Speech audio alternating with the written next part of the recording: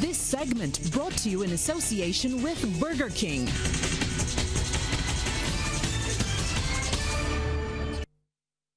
And we're graced with the presence of Anne-Marie Burke tonight. Good evening, Anne-Marie. Well, good evening to you, Lisa. And we go right into IPL action, where despite an even unbeaten half-century by Andrew Russell, Kolkata Knight Riders crashed to defeat by 7 wickets in today's Indian Premier League top-of-the-table clash with the Chennai Super Kings. From this result, CSK are now leading on 10 points, while KKR are second on 8.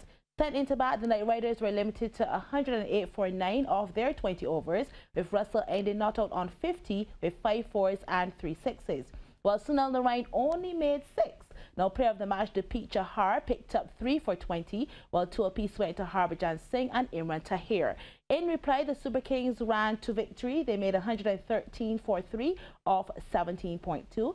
Faf du Plessis led that charge with 43 not out, while Narine took 2 for 24. Now, once the Barbados Cricket Association receives the outstanding millions of dollars owed to them, much more can be done to develop the sport here on the island. This is the charge from BCA President Conde Riley. The BCA is owed about $20 million, 18 by government and 2 by Cricket West Indies. If we at the board can get 10% of that, there will be no looking back, because I always believe that when our cricket is strong, West Indies cricket is strong. We have a very apt cricket development committee led by the Vice President, with a number of people who have cricket, Barbados and West Indies cricket at heart. As I said, if we can get 10% of that $20 million that's owed to the Barbados Cricket Association, I know that we will continue to produce players, not only for Barbados, but for Cricket West Indies. Riley was speaking at a special luncheon hosted by the BCA at the President's Suite at Kensington Oval to honor the Barbados women's team. They recently returned home as Double Crown regional champions, having claimed the T20 Blaze and the 4-day titles. Manager of the team, Betty Lewis, said now that they've delivered at the highest regional level, it is time for more investment in sustaining the sport among the women here on the island. I believe it's time for us to pay a little more attention to our cricket as the women's cricket. I believe we need to start to looking at the format. We need to look at our training again. We also need to look at creating opportunities. It's one thing to play cricket for Barbados, it's one thing to play cricket for the West Indies, but we need to provide opportunities for the cricketers and those aspiring cricketers, in the sense that they want to know that if I play cricket for Barbados, I have an opportunity maybe to have a scholarship, I have an opportunity of moving on to the next level, which of course is West Indies cricket. And these are the things I believe we have reached that point where the BCA would start to put those systems in place and to encourage the girls, encourage future and the young players who want to come up to this level and play. It was one of the most unlikely of places that you would expect a wrestling competition to be held. But Long Beach in Christchurch was the venue for the recent Long Beach Burning event. The all-new sister event to the Bridgetown Burning Wrestling Competition, which celebrated its 20th year. It was organized by the president of the Barbados Wrestling Association, Rollins Allen, and his team.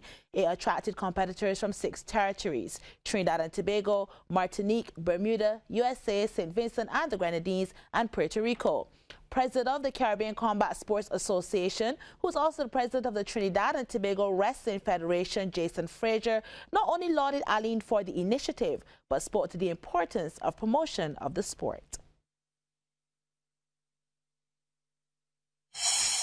This is a great signal that the Barbados government and the Barbados Wrestling Association have sent to the entire Caribbean about unity and being a part of this journey and bringing beach wrestling to this part of the world. To bring teams around the Caribbean to an event like this, it is not an easy task. And the only thing that could happen from here is growth. What I see here in Barbados this weekend is only development. Pure development, development for sports, development for youths, keeping youths off the street and getting them to channel their energy into a positive way. MP for the area and Minister of Energy and Water Resources Wilfred Abrams was especially pleased with the opportunity it presented for the younger children. It is discipline, It is good sportsmanship. We keep talking about positive influences for young people. Well, this is it. I could see this sport growing very quickly in Barbados. It doesn't require a lot of equipment. The kids doing beach wrestling, they came in their short pants and t-shirt, and they wrestle on the sand. It is something that's going to be a part of the Pan Am Games. I think they're agitating for it in the Olympics. Right, so you're looking at a sport that you can get involved in that really doesn't cost you anything. Anybody can participate in this. So I am glad to have been able to be a part of it. Right, I look forward to supporting their endeavors in the future. From a competition standpoint, the ultimate Long Beach female champion was Krista Dyer of Bermuda, while the ultimate men's Long Beach champion was Trinidad and Tobago's Caron Bourne, who defeated Barbadian Kyle Bridgman in the final. Bourne was also the men's 75 kg champion, while Bridgman was the over 75 kg champ. Well, rest assured that the Barbados teams are ready for the open water and swimming competitions when the 34th Carifta game comes to our shores. Following the April 12th start, which sees water polo and artistic swimming getting the program going, there will be the opening ceremony on April 20th that will signal the start of the two other competitions. With a relatively inexperienced pool swimming team, especially in the 11 to 12 age group, preparations have also included some mental conditioning work.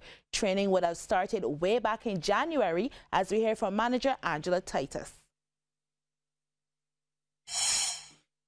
Even though we have at least 11 new persons on the team this year, it may be a little challenging for us because we would have missed some of the older guys, like we have Luis and Jack, who would have given us a whole lot of medals last year. They now have moved on.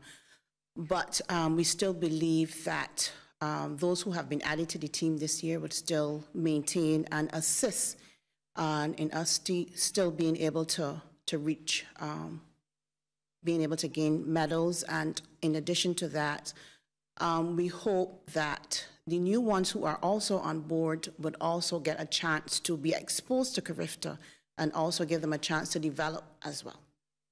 Matthew Lashley is the manager of the open water team, and he's confident that with all the training that has been put in, Barbados can do well. What he's exceedingly happy about is the increase of girls on the team this year.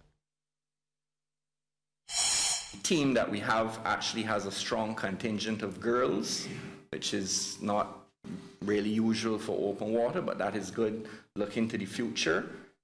We have, I think, 5 girls on the team, and there are quite a few new in the younger age groups. We have the numbers have come up. I think we have 5 kids out of 8 in the younger age groups. So I think looking forward for open water, we're looking forward to some good development, and over the years we should see some very good performances going forward. So all is set for the 34th Carifta Swimming Games set for Barbados, with all disciplines ready to carry the broken trident with pride. And that's it for sports, Lisa. Thank you so much, Anne-Marie.